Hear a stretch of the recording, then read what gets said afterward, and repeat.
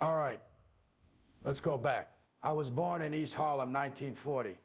We didn't have much. My parents split up when I was just a kid, barely 2 years old. My mother and grandparents raised me in the South Bronx. Lot of noise, lot of characters, and not much money. But there was life in the streets, you know? Life. I learned how to watch people. I watched everything. That's where the acting started. In a way, observing. I'd mimic people on the subway, in the neighborhood. Not to be funny, but because I was curious. I wanted to understand. I tell them. School? I was never really there mentally. I wasn't a troublemaker, but I was somewhere else, all the time, daydreaming. I dropped out at 17. My mother wasn't happy about that. God rest her soul. She died young, 43. That hit me hard, real hard, but even before that she worried. She wanted me to have a steady life. Acting wasn't steady, but it was the only thing I knew I wanted to do. So I started hustling, doing whatever job I could to survive while studying acting. I was a janitor, messenger, usher. I even slept in a theater once, backstage. Had no place to go.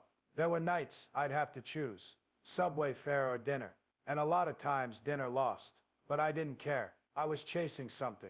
Then I got into the actor's studio. That was a turning point. Lee Strasberg, man, he was a giant. He didn't teach you how to act. He taught you how to find yourself in the role. He'd say, don't act, be. That stuck with me. Still does. I was scared, you know? All these brilliant actors around me. But that fear, that's where the juice is. That's the goal. My first real break was The Panic in Needle Park. It wasn't a big movie, but it got noticed. And then came The Godfather. Now that was a storm. Francis Ford Coppola saw something in me, even when the studio didn't. They wanted someone more known, but Francis he fought. I owe him. That role, it didn't just change my career, it changed my life. Michael Corleone, he was quiet, internal, dangerous. That silence, that's what made him scary. People think playing a gangster is loud and flashy. Nah, it's restraint, it's control. That's what I brought. I had no idea it would become what it did. Suddenly I was famous. And I wasn't ready for that. I wasn't comfortable being a celebrity. I just wanted to act. Fame, it's a strange thing. It gives and it takes. You lose your privacy, your peace, but you gain a platform. You get to do the work you love. I've had highs, man. Serpico, Dog Day Afternoon, Scarface, that one, Wee. People still shout say hello to my little friend when they see me. But I've had lows too. Movies that didn't work. Times when I doubted myself.